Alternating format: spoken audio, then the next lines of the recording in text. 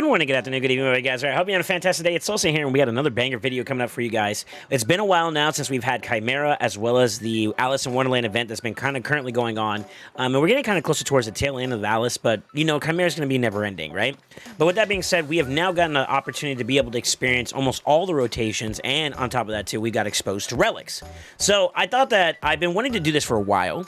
But I wanted to kind of just take all relics and basically put them out in a tier list where we kind of talk about which ones are really strong, which ones are underperforming, and anything in between, basically. So I hope this video finds you well, and I hope you guys enjoy it to its entirety. We even had chat kind of do it because we did it live during one of our live streams, which you guys can check in the panels below. I have links to everything, including my Twitch links, and where we're live, you know, basically Tuesday through Friday, 1 p.m. Eastern Standard Time if you're interested in joining us for the fun.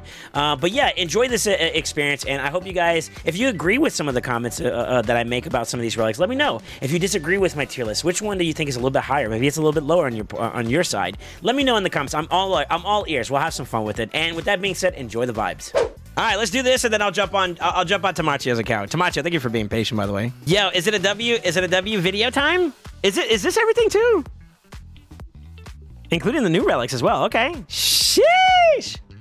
Okay. So, relics. Which ones are busted? Which ones are not busted? Which ones are trash? Which ones are not worth investing into? Which ones are worth investing into? That's the question, right? Now, we do have the new ones as well for the clan boss one. So there's going to be a little bit of like, I'm gonna have to refer to what we get on the side here. Yeah, I'm gonna have to refer to some of their passes and stuff like that a little bit more actively, and then we can kind of go from there. But with that being said, do you want me to work from the bottom, or do you guys want to work from the top? Are we on any toppers or any bottoms? You're a bottom. Okay, butt first. Got it. All right, we'll start from the bottom. And it's not. This one's such an easy one. Wanda submission.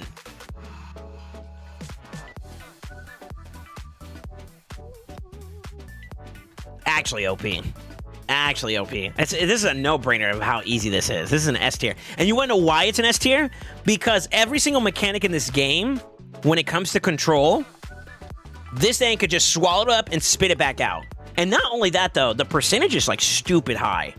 And not only that... But wait! There's more! HP for supports, God tier. Speed for supports, God tier. Accuracy, good for utility champions, God tier. Now, if you're going to throw it and flip it for all champions in general, HP for HP nukers, God tier. Speed, great for everybody. Accuracy, a little bit less important depending on who you're using, right? But nevertheless, really, really good. All right, Volcardiac Heart. Believe it or not, I actually had some chances to experience this. I did a plat push video, and there are some people that I hit that actually had Volcardiac Heart, as well as when I was testing defenses for practice, as well as like just kind of like learning and tinkering in general. Volcardiac Heart is actually a lot more impactful than you think. So every single time they lose a percentage of health, I believe it's like what, 25% of their HP, it triggers this magma shield that places a 10% shield on all allies, or on the wearer, excuse me. The magma shield reflex damage equal to the shield's amount back to the person that's doing damage to it. So if you got like a 10k shield and you do like 20,000 damage, 10k of that's coming back towards you because it's like a straight up reflect. Is it more busted than Wanda submission? I don't know if I would agree with that. It's resistance, HP, and defense. That's really good for support champions. We gotta take a look at some gemstones. I feel like the gemstones, sockets-wise, you got 2 squares and 2 circles, right? The squares are really good for, like, hunkering down, being, like, super supportive, like, you know, you may not be the fastest, you're going to go second, you want to survive, you want to tank the damage. And Volcardiac supports that, believe it or not, so I feel like square gemstones are really meant for that. And then you have circulars. Circulars are a little bit more utility-oriented, I feel like. So, not as much value there. There are, like, critical bolster. The turn meter decrease effects are less effective, or increase effects are more effective. Those are okay. Bolster defense, ignore defense effects are 12% less effective against the wearer. That's actually really stinky. I'm going to leave it at A for now. But that might change. I think that might change. But I think at the very least it stays at A. Yeah, I think that stays at A. We're going to keep it at A. We're going to keep it at A. Valkanon's Grasp. This is a new clan boss one. Nobody should have the access to this one yet, but we will see. We will see what it does. So, it is HP, defense, and resistance. Also, really good support stats. Wearer reflects 5% of damage absorbed by block damage or unkillable buffs back to the attacker. It's so niche. The stat bloat is nice, but it's so niche in the passive that it falls short, in my opinion. And you have to have block damage and unkillable up in order for it to matter. So I feel like this would be very niche on specific champions where it goes up in value, but overall, I feel like it loses a lot of value. I don't really think this is a crazy good one. I'm going to put this one at D.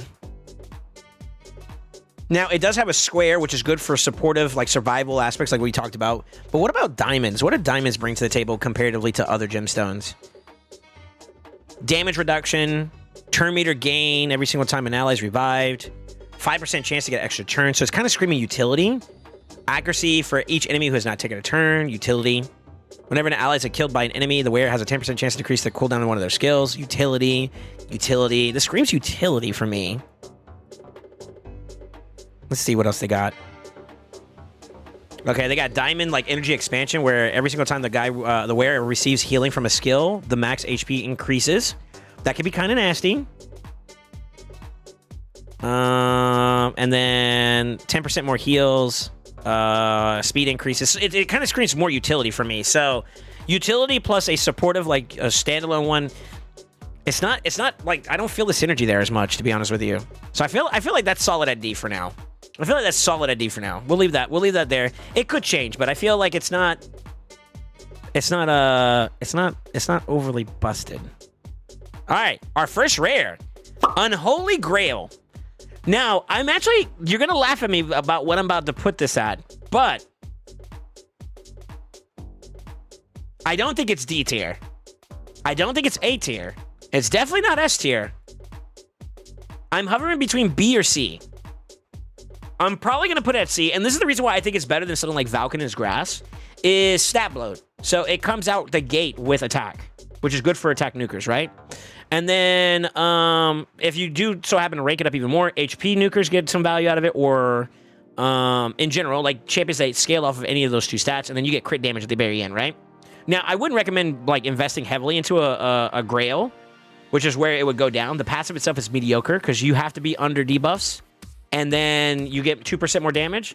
And there are some very niche occasions where that's good, but I feel like overall, there's just better options that don't have conditional aspects behind it. So I think this is an easy C.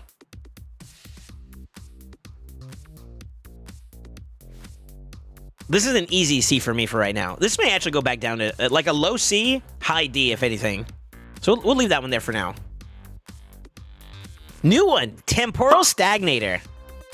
Where it has a 20% chance to remove, steal, or convert buffs, or increase a skill's cooldown when landing a weak hit. Accuracy, speed, resistance, and then you got a hexagonal, and then 2 diamonds. Let's see what the hexagonals bring to the table. Utility, mitigation, utility, utility, turn meter, so that's utility, cooldown reduction being prevented, or cooldown, being placed on cooldown, utility. Whenever the wearer's HP drops below 50%, has a 10% chance to reduce cooldown, so utility. 5% turn meter each time they resist the debuff, utility. Res increases whenever by 5 whenever a debuff is placed on them, utility. Wearer gains 10% turn after taking a extra turn. Not bad, depending on the champion you have. Still utility, so it kind of screams a lot more utility across the board, huh? There's one mitigative one, though. Which is actually kind of valid for a Temporal Stagnator, because Temporal Stagnator, I would kind of assume would be best on a champion that is utility-oriented, believe it or not. So I think that's fair. How would it be on Brogni with Magma Shield? They would be identified as 2 different separate shields, I think. But I think that his redoubt will proc regardless of the shield that's being hit. I do believe that Magma goes away first in terms of damage intake, and then it would go to skill shields and other set shields. The only testing that I am aware of is Bolster and Magma, and Magma loses first, and then you take on the rest of Bolster. They're still classified as two separate shields, though. They don't absorb into each other like Bolster and Shield does.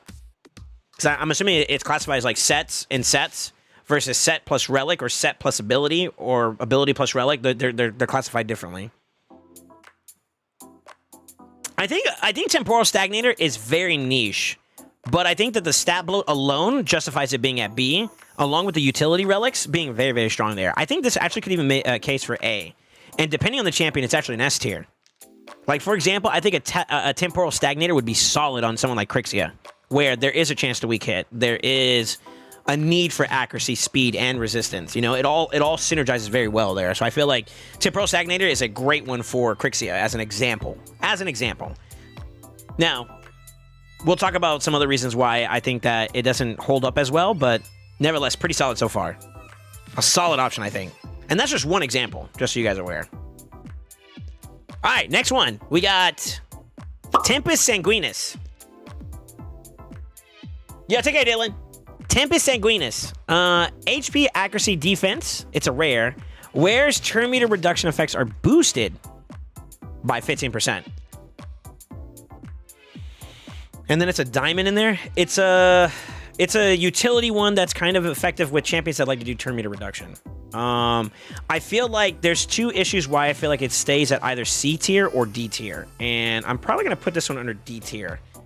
HP and accuracy is nice. Defense is also nice. The utility, the socket's not bad for utility champions, but no speed, which most of the turn meter reduction champions have an expressive need to be up ahead of the enemy, right? So that's my issue with it. The accuracy is also the second placeholder, so you have to kind of rank it up a little bit to get it there, and that kind of just doesn't justify the effort to put into this particular relic. I'm gonna leave it at D tier. I don't think this one's that crazy good. It's not bad in the right hands and the right champion, but it's not all that either. There's better. There's better, obviously. All right, Flesh Render. This is a new clan boss one, or clan group one. Defense, HP, crit damage. Where it increases the damage of each hit on their next attack by 3% of any surplus healing, or any surplus heal when self-healing. Damage cannot be increased by more than 20,000 and will reset after each attack. Now, defense stat-wise at the beginning is good for defensive nukers. HP is another supportive stat, so if you look at defense and HP for support champions, okay. Crit damage is very low, and then it's also at the very end, which means you have to go pretty heavy in the investment to get that stat. I think you start getting the third stat once you start getting into 5-star. The gemstone is a triangle, which has some good offense, and yeah, it has some good offensive measures. The problem is that the passive itself for this relic is so dog water because it's conditional to healing. Yeah, increases the damage of each hit on their next attack by 3% of any surplus heal when self-healing. So they not only have to, it's healing based, but they have to be the one that's placing the heal themselves. And unless you're building like masteries that you would have to be lower than 50% for like Life Drinker, for example, most champions or most damage dealers don't have self-healing in their kit. This is a relic that is subpar compared to its alternatives, such as Cat's Gaze. Now, I don't think we need to go too far into this one. Crit damage, crazy numbers right off the rip. So stat blow wise, OP. Attack on top of that. Really good for offensive nukers, you know, attack nukers. Then you get a little bit of defense on top of that too as well, which makes it a great option for defensive nukers. Now, HP nukers is a little bit harder because Cat's Gaze is dependent upon hitting targets that are having higher HP than you. And I think it actually could still technically be good on an HP nuker because really, really strong and tanky supports are going to be super hefty in their HP, you know?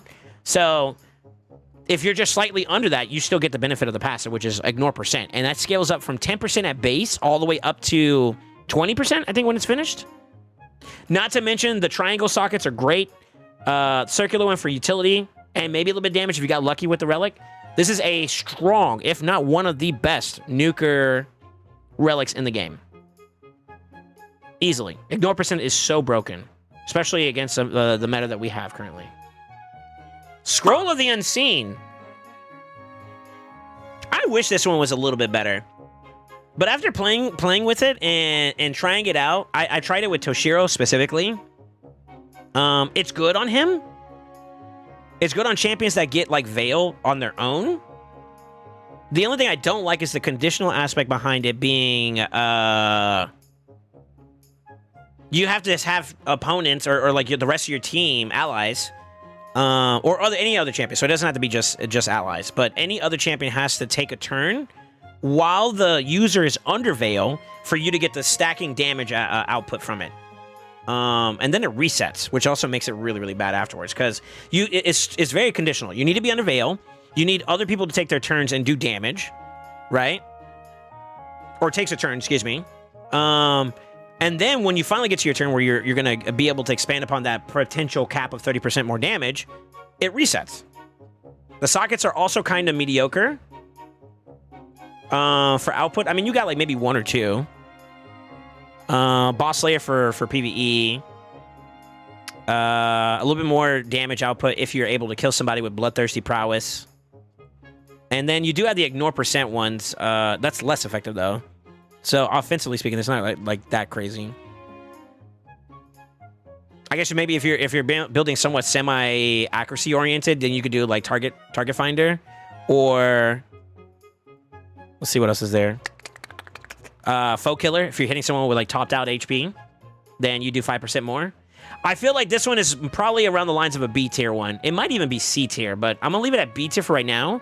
And the reason why I think it's B tier is the stat options that you get right off the rip with the attack and crit damage pretty early on into the Relic is pretty nice. Speed as the third one, although it's kind of small, it's still also a great stat line. So attack, crit damage, speed, everything a attack nuker's looking for, right? And then, of course, it would go up to maybe A tier if you have a champion that self-veils or you're running a composition that is veil-oriented. I feel like that kind of drops a little bit, though, in value because of the conditional aspect behind it. So, high B, low B, high C, if anything. Stormcaller. Stormcaller's crit damage, attack, and speed as well. The thing about Stormcaller is... the buffs that they're able to place on themselves, the Storm Call buff itself, which when it's procced fully, stuns everybody. And if only you guys could see it in action, Stormcaller's busted on the right champions.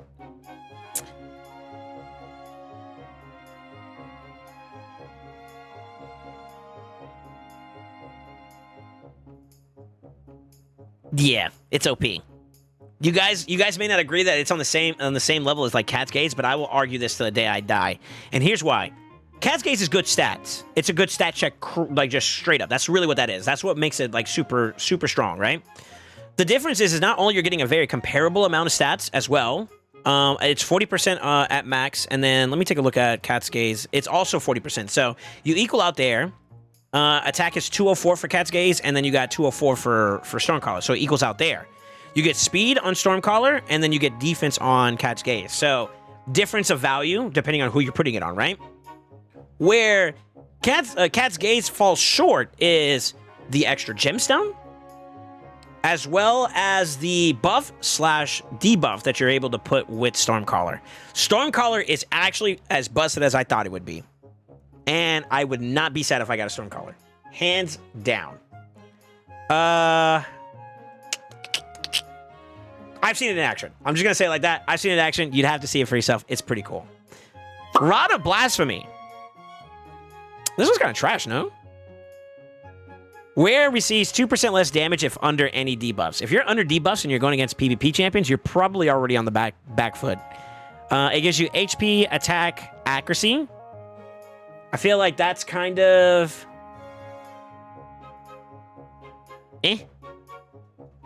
It's kind of weird because, like, you don't...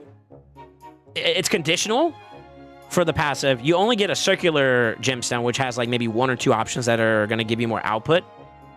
And then the stat gains are kind of all over the place a little bit. Attack is on the second tier, so you have to get it ranked up a little bit more, which is kind of hard to justify for a rare. Let alone the third one is not really all that crazy either, unless you're running like a hybrid champion that benefits from HP and attack. And even then, though, there's better. I feel like this one's another D tier. Yeah. It could just be, it could be better, and it's not, unfortunately. Orb of Transfixion. This one, on the other hand, I feel like... I like this one. I like this one. I feel like this one's really, really solid for a lot of reasons. So, HP is good for utility champions and support champions. Accuracy is really great for utility champions, so you got double a utility there. And then speed, which is great across the board for everybody. Really good. Being able to steal a target's buff could be the catalyst for you winning a fight. A lot of times, especially in our meta currently, Stone Skin is present, right? That 10%, which I think increases over the scaling of things, what is that? Another 10, and then 5. What is that, 35% then?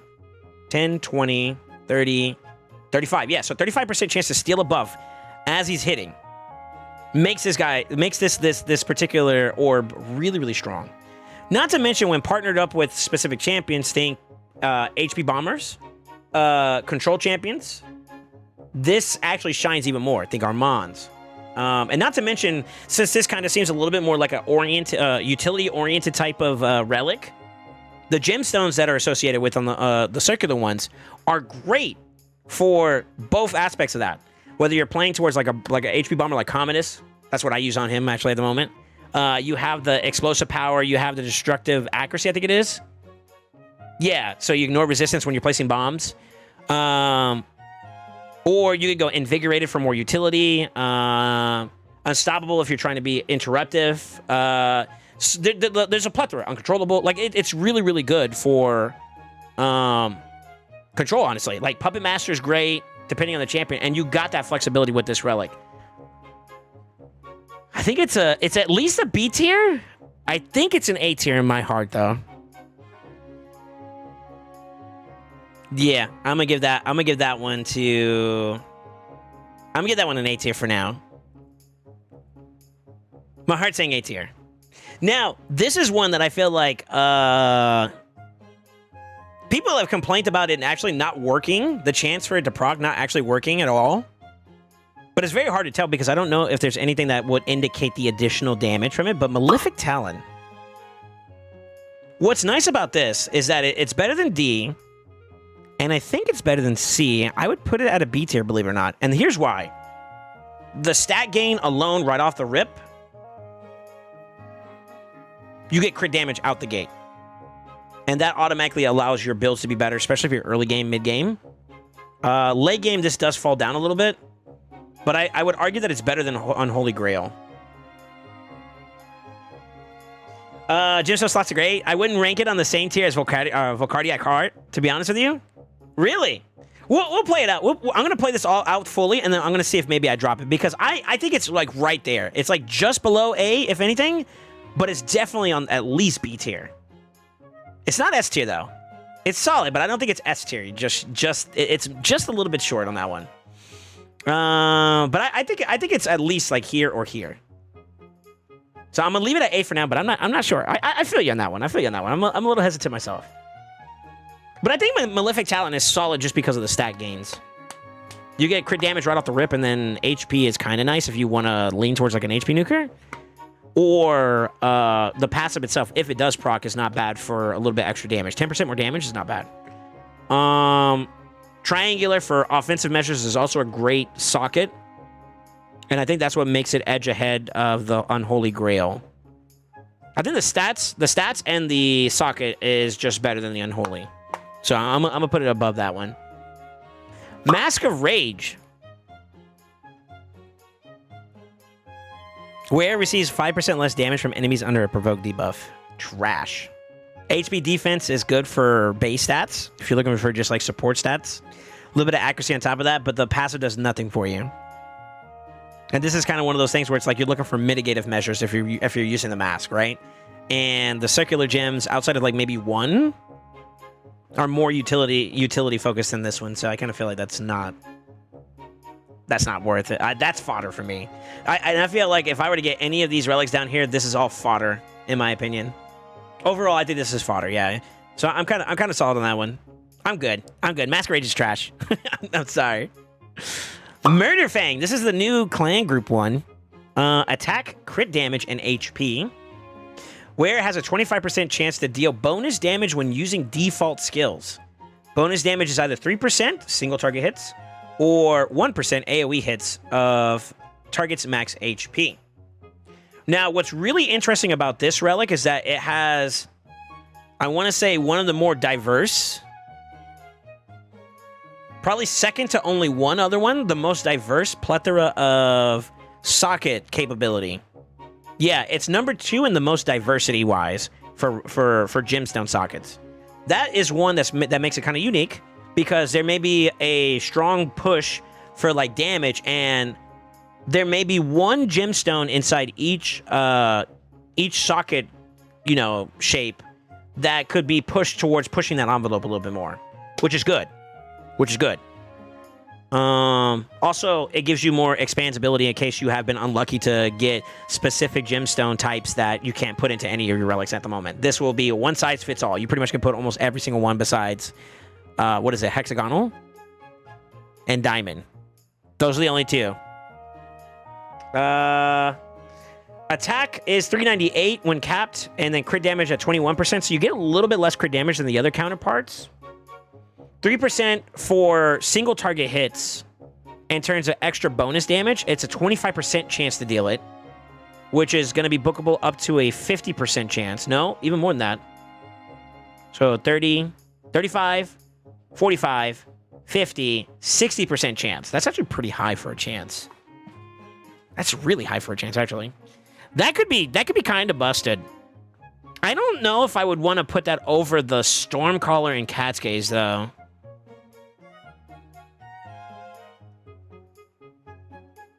I'm going to leave it at A for now. I'm a little indecisive about it, but I do feel like it's pretty solid. I think the gemstones might be the maker to break it in terms of it making it to S tier. But I feel pretty confident with it being at A for now. Still, very, very solid relic. Molten Death Bell. Ooh, you guys are going to hate me for this one. This one is like if you need a pack a punch of like accuracy in one shot, Molten Death Bell is your guy.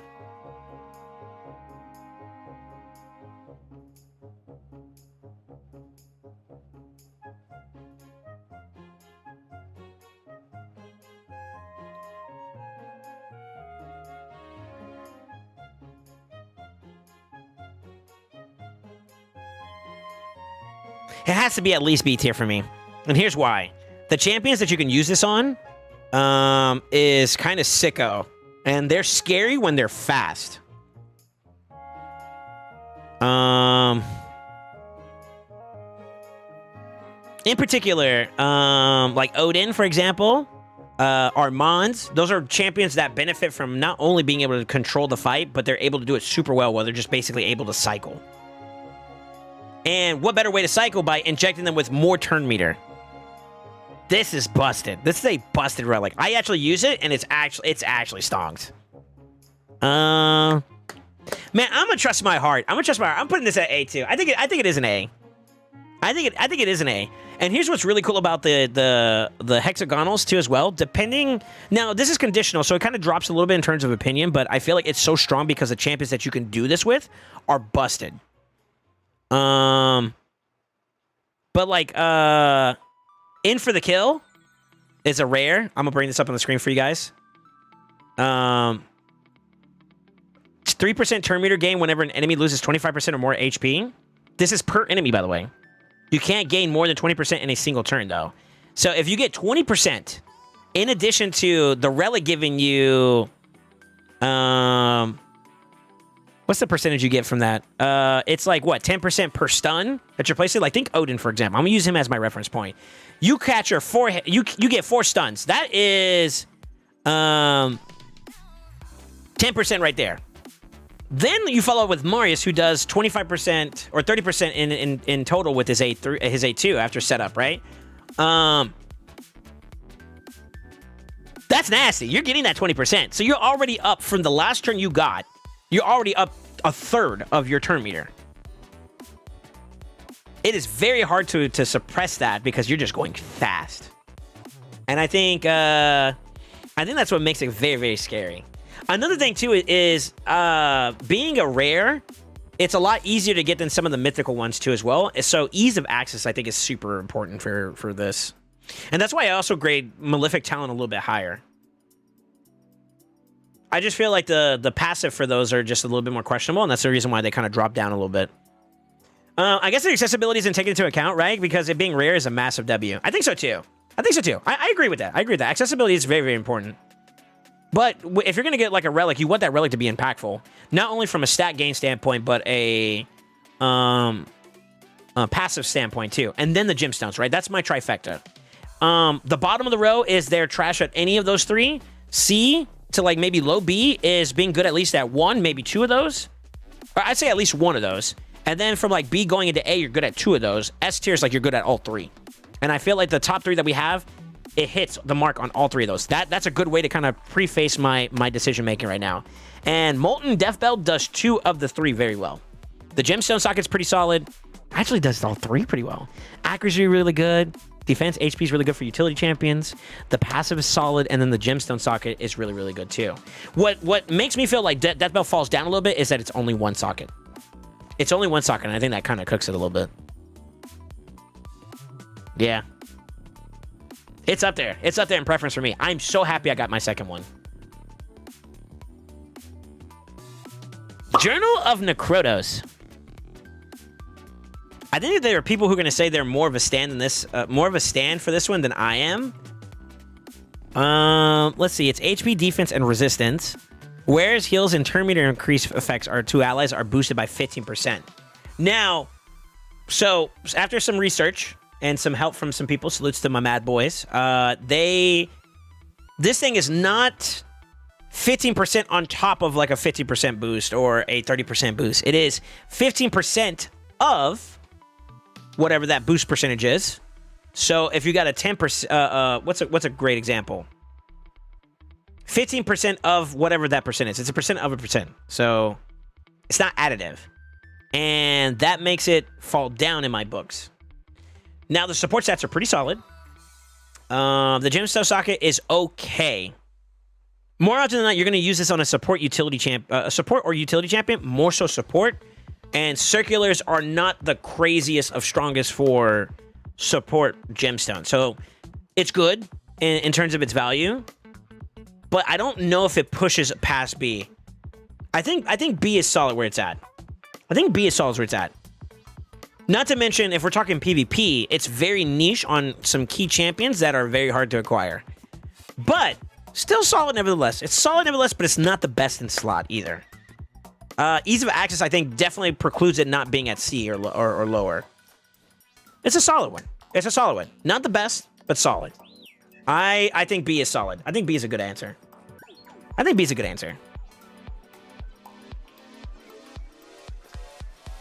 It's fantastic for PvE though. So if you have a 50%, that would be that would make the 15% 7.5% is what you're saying. So I'll use Siphi's boost as an example. Let's go in game real fast.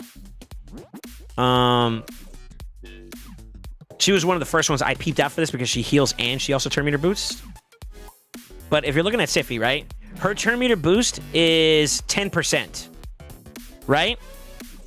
That's what you get. 10% turn meter. Then when you plug and play the relic, 15% of 10% is what?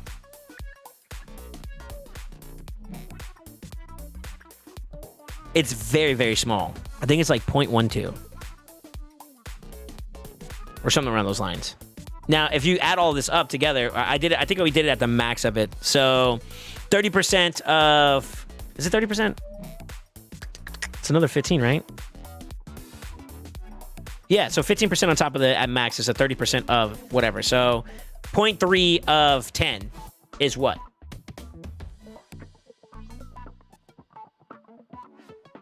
It's not crazy. It's not crazy. If it was additive where it's like 10% plus the 30%, busted. That would be an S tier. But it's not like that. It's very small. The healing is also a proponent of whatever the total is. So take total healing that you would normally get from it. Some are capped or whatever the case would be. And then you take a percentage of that, which would be 30% of it. So if you do 100 heal, like 100 heal on a champion, and you word this, you would get 130. That's it. Additive would have been bustive, game breaking. I agree, but it's multiplicative, so it brings it down to like normalcy. But I peeped this relic out at the beginning when I first read about it, and I was like, all right, we got to find out how it interacts with turn meter boost, and is it additive or multiplicative and all that stuff like that. And we did research into it, and yeah, it's not that busted. It's solid, but it's not that busted. Along with all the other stuff I argued, I think it's okay. It's a decent one, and I think it fits in the middle of the line. You're not mad if you get a journal. You're not crazy ecstatic about it either. And I think that's a solid platitude for it to be on, you know? I don't know if that's the word I'm looking for, but tell me. Exactly. It would just be too busted if it was. Yeah. All right, let's see here. Inferno Spear. Resistance, HP, and defense.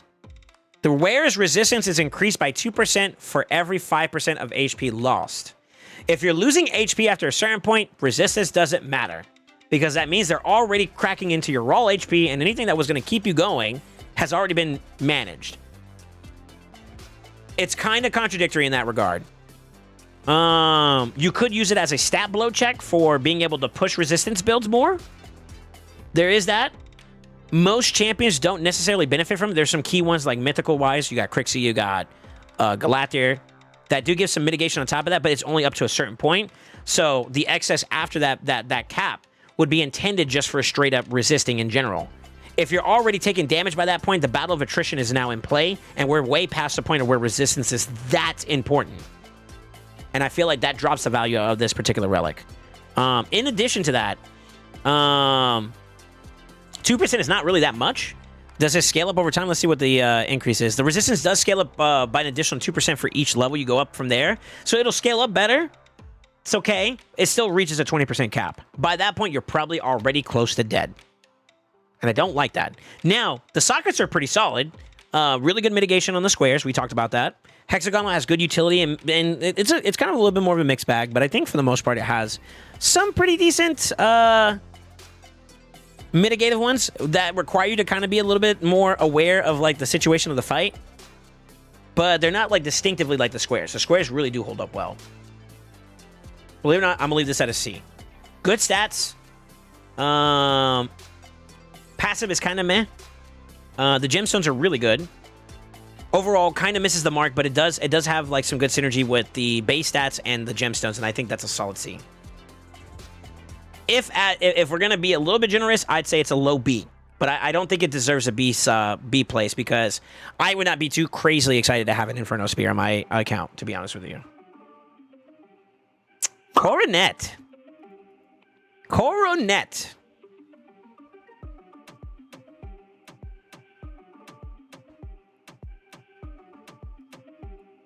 It depends on how you use this and what you're using it against. Champions that are debuff centric while also doing strong amounts of damage, this goes up. Raw damage dealers that don't do debuff, this goes down tremendously. So for me, I think it's a solid A tier relic. I would say it's a solid relic. This is less conditional, whereas this one drops the ball a little bit more. Now, it has a solid set of options for gemstone sockets, triangle being really good offensively, circular for utility, sort of. Attack flat at the beginning is really good for attack nukers, so you get a little bit of stat load there. The accuracy is kind of the throwaway there, depending on what you're looking for. Debuff-centric damage dealers do need accuracy to land their debuffs most of the times, unless there's exceptions to those rules, like Gizmak, for example, where you don't need the accuracy, so it kind of is a little bit of a throwaway. And then the HP on the back end is not a high amount, and it also is... There's not really many champions that scale off of attack and HP that do debuffs. So I think it's solid as an A. I feel like it's solid as an A.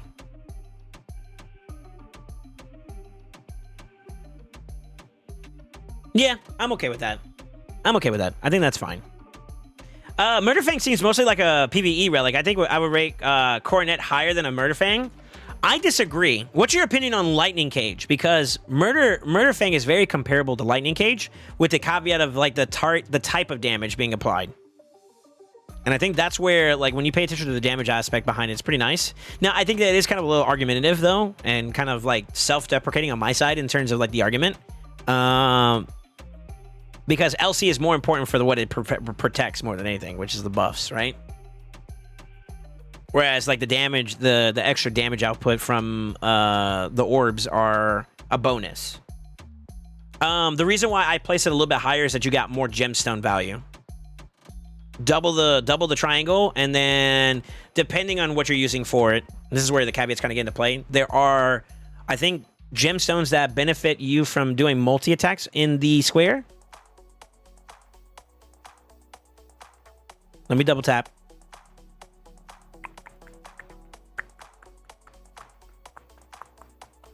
No, I'm thinking of mitigation-wise on them. Oh shit, I'm wrong. On the square. No, you can still make that work for you though. So like weakening resolve, for example. No, it's not weakening. Where is it at?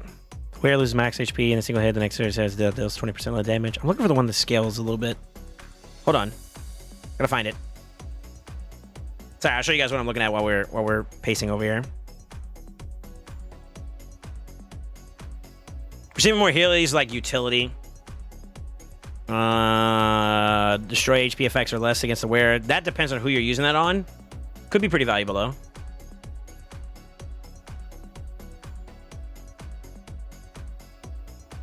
Nope. Not bad there. And then, not to mention, isn't this the one that also has the HP scaling on the side there too? I think it's better early for attack, but as you go up, it shifts a little bit more in favor of HP. I think the double triangle is what really separates that one a little bit higher than the Coronet. But the passive is where the Coronet kind of excels a little bit more. But man, gemstones are broken, bro. Honestly. Yeah, I feel like the gemstone difference, because you get 4. If it was 3, I'd put the Coronet above the Murderfang. But I think 4 just makes it a little bit more stronger. Because you can also double down too. I was thinking of the triangle one. That's what I was thinking of. So, peep it out. We were talking about multi-hits. Where's it at? Right there. Rolling Force is a great example where you get the double value out of the passive for Murderfang, and you can synergize that up with the relic. That's what I was looking for. Let's see. Wasn't there another one? Unrelenting. Multi-hit skills there too as well.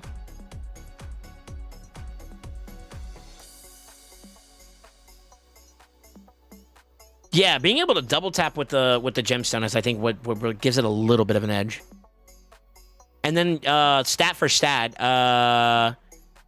crit damage is good for all nukers. And then if you're gonna run attack or HP, you got that versatility too. So you got 2 out of 3 being really, really good for any type of HP or defense. And then Coronet's really only the attack or the HP. So yeah, I'm comfortable where it's at. I'm comfortable where it's at. Very, very close. Very close conversation. All right, let me see. Lightning Cage is mostly known for its buff protected damage, nice, but it's mostly seen as a bonus. Hello, you ungodly sexy man. How was your Christmas? It's good.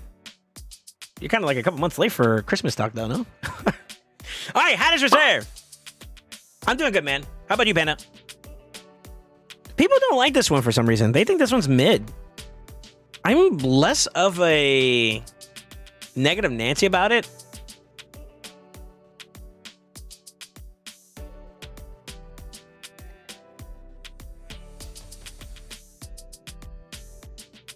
I think it's better than the Unholy Grail, but it could fall short. I think it's a B tier one. Good sockets that separates it over the value of the C tier option. The conditional aspect behind the passive is what kind of makes it a little worse for wear.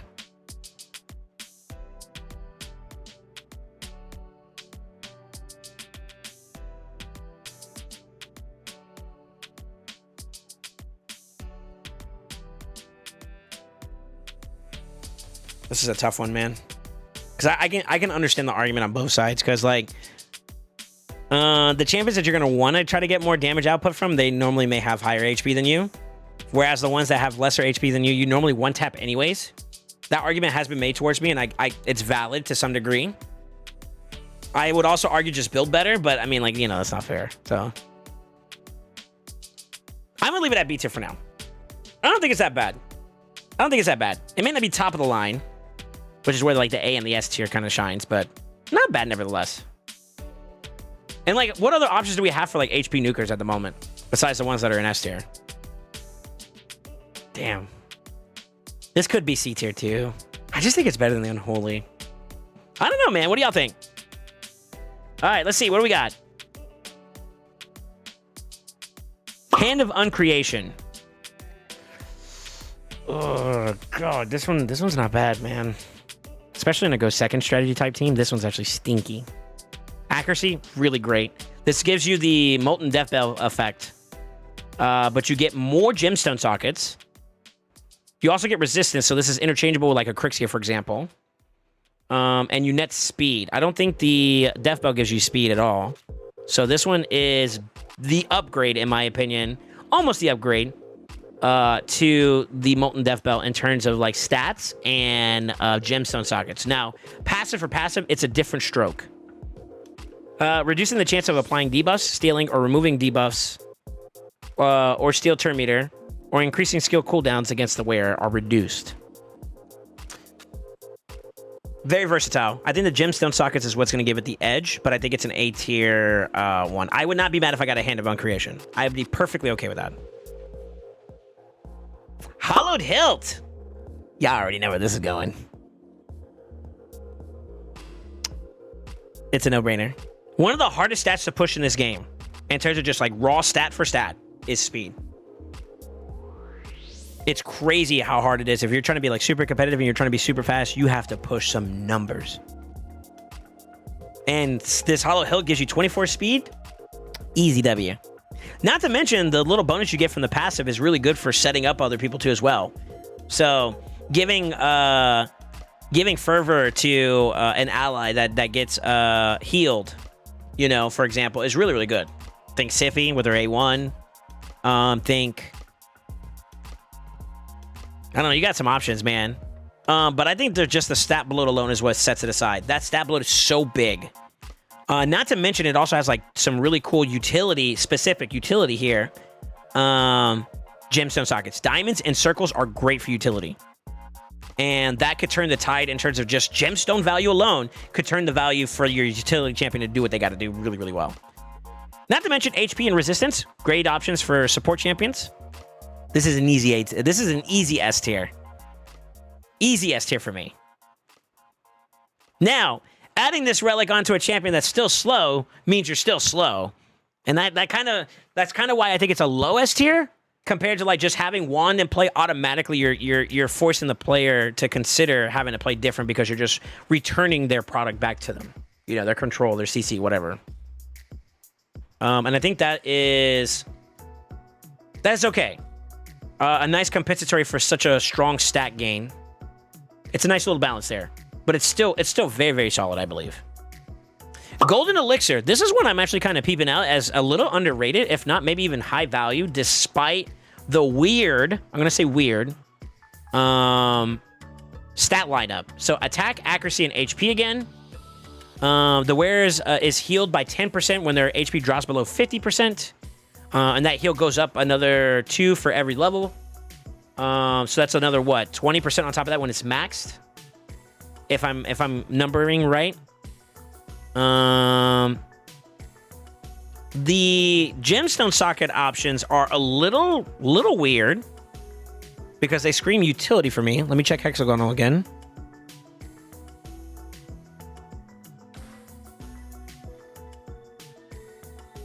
Utility. Mitigation. Utility. Utility. Utility. That one's kind of scary. And I'm gonna put this as a side caveat. So keep skill adept in mind.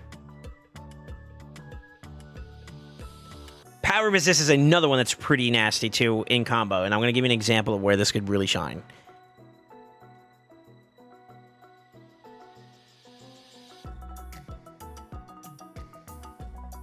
Nah, this doesn't scream like resistance. That's utility. Now, overall, like, it's mostly utility for the sockets, right? And I guess maybe if you're trying to use like a support champion, that utility could help them along with keeping them survival. That's a good synergy bonus to work with within the relic.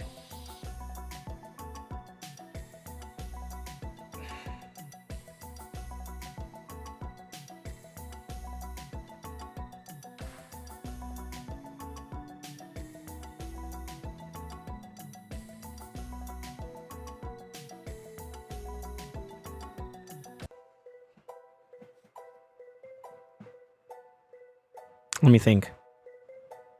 Here's my reasoning. Every 50% you lose, you get a 10% HP, right? That's good on a lot of champions. Whether you're support, utility, or damage dealer, this has some application towards it. So passive-wise, it's solid. It's no weaker than a C tier. The stat lineup is questionable, because it screams offensive with attack, and then it screams utility with the accuracy, and then it screams survival on the HP side of it, right? If it was more front-loaded HP, I think that would help, but you have to go pretty far in terms of investment in this elixir to get HP value out of it. And that kind of hurts it a little bit, which is where it's rounding out at B. The gemstone sockets, this is where it kind of, and there's some caveats here because I feel like these are conditional aspects now that I'm introducing in play.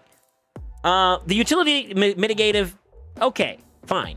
There's some synergy there. I think that could bring it up to high B, low A, right? I think it's an A. I think it's a low A because when you throw examples like Rotos, Nais, just to name a few, partner that elixir with their passives plus what you get out of the relic is scary. That's when you got something that's nasty. And at the very least, when it comes to that stat lineup, then you got think about it, and the choices I gave you as an example. Let me find the relic again. Attack and HP are good value for Rotos. Attack HP, great value for Nais. That's scary. Take a Rotos, though, who took damage, and his passive stops it at 50%. So he gets healed up. So now he's at 60%, right? With the exception of, like, what do you call it? With the exception of, like, champions like Narcisse, who ignores his passive, right? So that being the only outlier in that conversation. Take Skill Adept. Rotos goes in because he gets an extra turn because you popped him down to 50%. You're now at 60% with Rotos. He goes, and I'll just use a great example. It's Terrace and Marishka, which I like Rotos into, right? Terrace does his A3. Crack-a-mole, 50% gone. Trigger. Passive, it stops it there. Also, Relic Trigger, he gets 10%, so now he's at 60%. Skill Adept, you A3 into that Marishka. Boom, she's dead. Extra turn, 10% chance of getting that cooldown. Terrace hits you again. You still have 60% at that point. You're at 10% now. You still have playroom to do that. So that allows you to go into her and fight that. Or you could just do A2. A2 into Marishka. Terrace counterattacks. Now you were higher than 60% because you got a heal on top of from the A2 itself. Now you're still over that. You get another trigger. Now you get another 10%. So 20% that you had on top of that of wherever your HP is at after all that happens. Then you crack it to the A3. Get a chance with Skill Adept. Or cooldown reduction. Cooldown reduction. That's an A3 behind an A3 behind an A3 behind an A3. That's fucking scary. Not to mention Merciless and all these other different procs that can give Rotos even more options. This is a scary relic for someone like a Rotos, in my opinion. And I have concerns. If I see someone with that relic, I'm a little cautious about it because that means I need to make sure that when I tap him, I keep him down. So multi-hitters and things of that sort would probably be more of the value there. And then even think about it this way, too. If you're running a Rotos into, like, a Marius into a Rotos, which is okay. I mean, you can get him down below potentially the 50%, but then every single time he goes, so second hit would trigger it. By the time you get to the third hit, he's still got enough HP to maybe survive, and that makes that interaction a little bit rougher for Marius because you're giving the Rotos his turn. Now let's flip it to supports. What's champions that like to try to one-tap people? Marishka.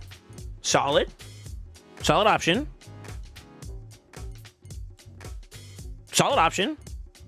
That's when you can crank in like survival speed in there to give your champion a chance to get turn meters so they can push themselves into the fight. Let me think what else we got.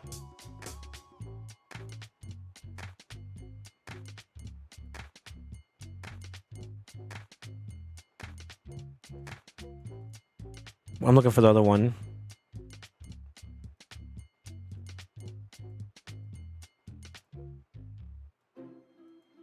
I guess there's one example where you can kind of get some passive gain out of damage loss. Galactic could probably benefit from this too. I can get behind that.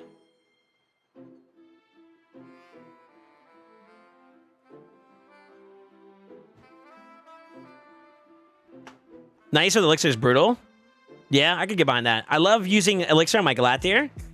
He's another one. So, like, you can't 100% him, so you're always going to get that trigger from him, and he'll survive and then have 10% on top of that, right? Because of his prevent fatal damage that he has on his passive. So, you're always going to be at least at 10% or higher. And that's sometimes all you need to kind of, like, get through the last little bit. Now, it's a little bit risky, but it's still possible to do, right? That's another checkpoint you have to get through. And that is scary for a Galathier. I think almost all fatal damage type champions could benefit from this pretty heavy. I think Siegfried, although I think Siegfried has better options and it's a little bit more aggressive offensively, a Golden Elixir is not a bad nod for him. Because if you're going to trigger him less than 50% and he gets to his fatal hit, he'll get that bounce back on his passive, but then he also gets that extra elixir, which could be the thing that keeps him above death threshold. So that's another one. Yeah, fatal preventative champions, which are really, really strong in today's meta. I think A tier is solid. I think we're okay with A tier. For sure. I'm locking that in. It's a solid A tier. Yeah, I feel like A tier is solid. A tier is solid. Just that conversation alone is kind of secured it for me. All right, one of the ones I got, Gilded Dragonstone. Very defense oriented. Defense in nature by the straight up start of the relic itself in terms of stat value. So you're gonna get defense right off the rip. Resistance and HP. Good for supports. That's a great support stat lineup. The wearer's defense increases by 1% each time they receive damage, stacking up to 10%. I feel like stacking effects in PvP by nature are kind of rough. PvE nature, solid. There's plenty of opportunities where you can get like value out of this. I would argue that support champions could use value out of this. I did use it on Mariska for a little bit. I don't know to how much success, but okay. Maybe like a Galathier, again, being the conversation point there, could give some value towards it.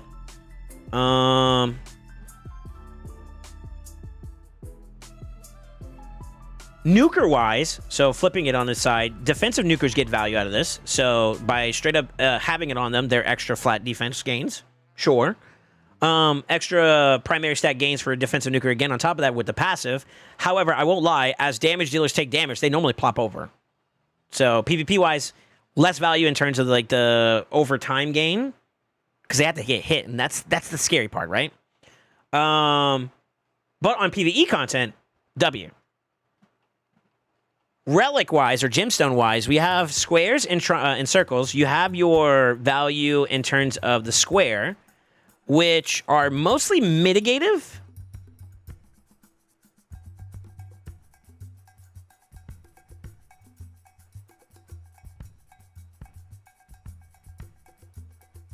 Or utility focused.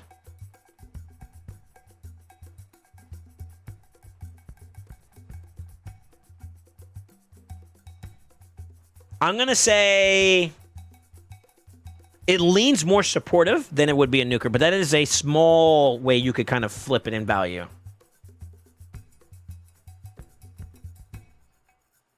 I'm going to say B tier. I'm going to say B tier. It's not as versatile as other offensive options for nukers, especially defensive nukers, but it is something that you can keep in mind. It is solid for support champions.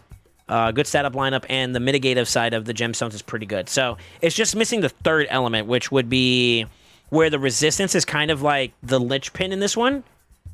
to make it a little bit more valuable for like a offensive approach, which would be like for your defensive nuker. So it's lacking that just by a little bit, which would put it in the spectrum of an A tier. But I think it's because of that, it stays at B. I think B is solid.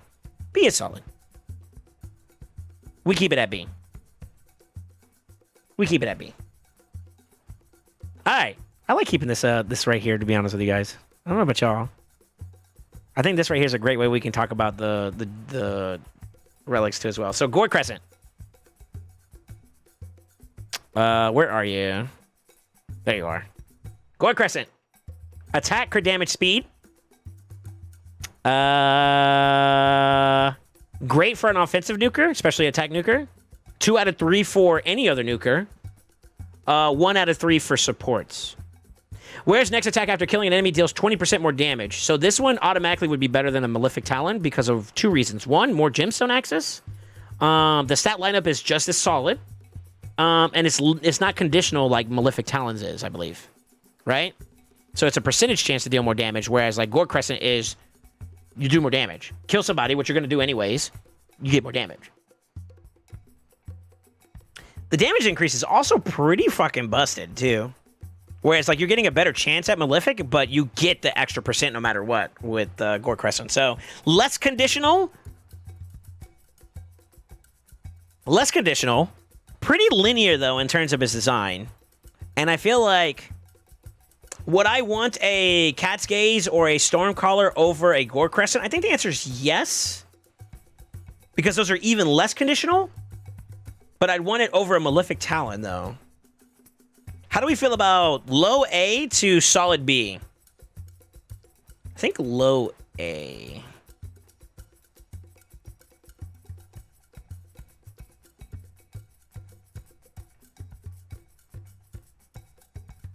Interesting.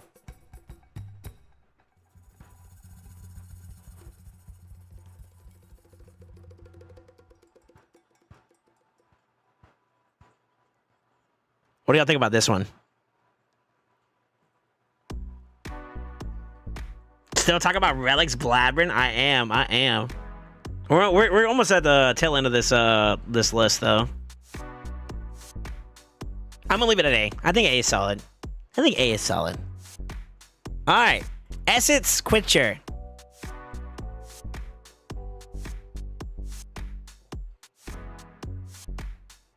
What a weird one. Crit damage, 40%, nutty. Attack, nutty. HP, nutty. Where's damage is increased by 20% of the target's current turn meter. Kind of nutty, too. Dang, that's kind of nasty. Damage cannot be increased by more than 10%, and then 5 against bosses. This is just straight up solid for a nuker. Solid for a nuker, just straight up. Passive-wise. Stat-wise, 2 of the 3 nukers are valuable. For supports, 1 of the 3 valuable. Stat-wise. Gemstone socket-wise, I feel like this is an offensive nuker one.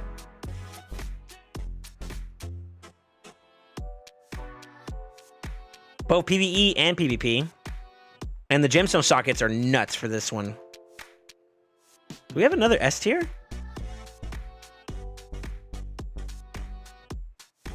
I'd want that over a Gore Crescent. Yeah, that's not conditional at all, is it?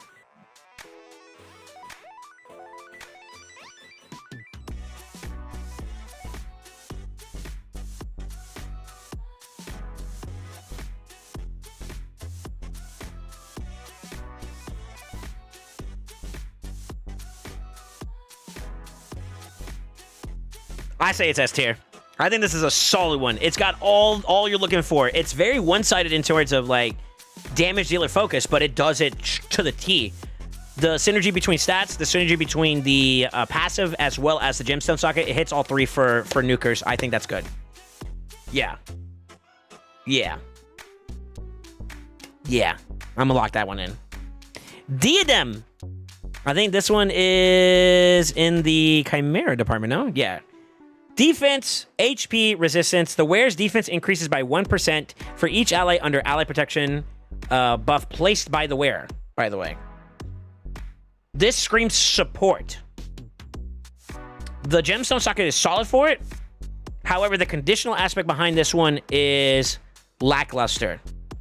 It's conditional to ally protection, which is probably the most important component because we have plenty of relics that gives us HP and gemstone sockets in combination or separately. But the passive is what really hurts this one because it's conditional to ally protection. That automatically drops it from B tier. Maybe C tier, but I'm going to argue that I think it's D tier. That conditional aspect is too extreme. It's too extreme for me. But then you have the defensive stat and the gemstone socket, so maybe that could be where you could get some value at. I personally don't think this is worth investing into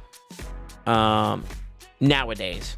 Now, this was broken on release, but that was a bug, so I'm not putting that in play. I'll give it a 2. Since it has 2 out of 3 good synergies for supports, I'll give it the C tier. But I do think that's a very low C tier. Yeah, that's fine. That's fine. I can agree with that. Demonic Effigy, a personal interesting one of mine. HP, resistance, and speed. Scream support. Good stats for support. The wearer's turn meter increases by 10% whenever one of their allies dies. Very concerning that you have dead people, but it does happen. It does happen where you need to bounce back, and having that 10% boost right there can be very good. I've used it in Chimera to some great success. I've used it in PvP to some great success. Now, I'll flip the dynamic of it, though, is that both the diamond and the circular gemstones are very utility focused. So let's go to diamonds, because we know the circulars for sure. No one can argue the utility aspect behind it. Reduced damage, good for supports. Turn meter gain, good utility. Extra 5% when healing an ally with an active ability, utility. Accuracy, utility. Cooldown reduction, utility. So, great utility. So, you have a support-oriented stat lineup and passive-focused relic. Two for in that synergy. Utility-wise, I will argue for only one champion. This is where it's really niche. This is a good relic for. And I'm going to say Crixia. Crixia scales off of resistance. And being able to provide for her as a utility champion, speed, HP are great for her. Turn meter gain whenever someone dies is also great for her because, I mean, she could kind of cook back into her turns to maybe create more of an opening for you to kind of recover / be oppressive. That's good. Galathier is another one that I would also argue because he scales off of HP and resistance and speed pretty well. The utility aspect behind him, great too as well, because he has a very utility-oriented second form, and then also on the first form as well, because turn meter boosting, healing, all that does play a strong component. It drops down in value when you start leaving away from that. So over the entire champion pool that anyone could have, it drops in value. To me, it's good, solid. It's solid, but it's not crazy good. I put it at B tier. Solid. Solid. Solid, but not A tier or S tier worthy.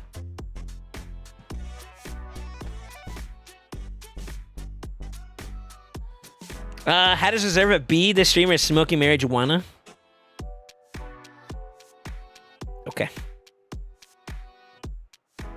How does reserve being too high? I think we said it was a high C, low B. And I think that still holds true. It may go down to C. Let me finish this list up, and then we can kind of get a feel for it. The new one, Chrysalid Rebirth. This is the one with the most diverse gemstone socket capability of the game. You can go and look at every single one of these other ones that have sockets in them, including the Murder Fang, and it's double triangle, whereas this one is hexagonal, diamond, square, and circle. 4 unique individual sockets, which means there's a good variety of options for you to plug and play into this one if you want to play support, a little bit more utility oriented. However, the second equivalent speed item in the game automatically puts it in the contention of S tier. HP and defense, great for support champions. Speed plus HP, great for offensive champions that are HP based. Speed plus defense is good for defensive nukers. Here's the part where it kind of swings more towards support utility, though. Wearer has a 30% chance to get an extra turn when reviving allies or themselves. That chance increases by 40, 50, 60, 70% chance when fully maxed out. 70 plus 30% is 100% chance. Now, where would this be good on? Odin. Believe it or not, HP defense, great stats for him. Speed, fantastic stat for him. You can get the crit damage and the crit rate and the accuracy and other means, and you can build your stuff compensationally. Whenever he A3s and revives somebody,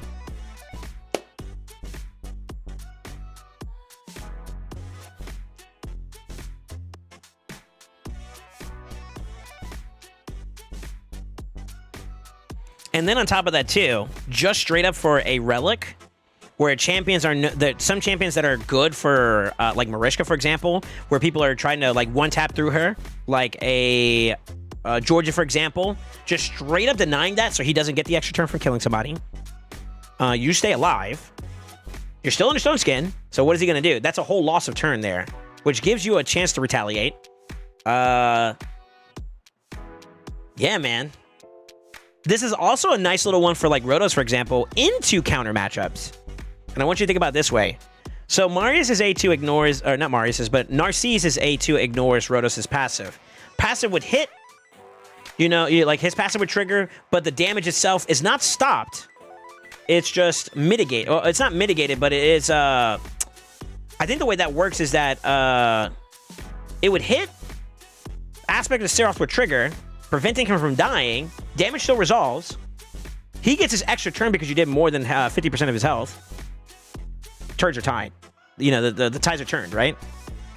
I believe that's how that works.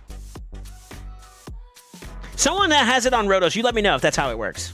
You'd have to actually play him into a counter matchup, but I mean, if it does, that is a really great way to compensate for that counter matchup. And that's the only part about the counter matchup that's bad for Rotos in that regard. Very interesting. Very, very interesting.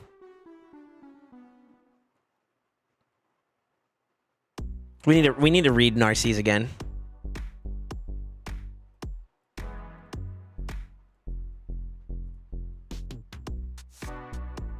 Enemy passes or masteries, except for the passive skills of boss. So it doesn't stop relics or sets that would prevent it, right? So it only ignores the passive, but it doesn't stop the relic. That's a solid A tier. I give that a solid A tier. I think that's a solid A tier.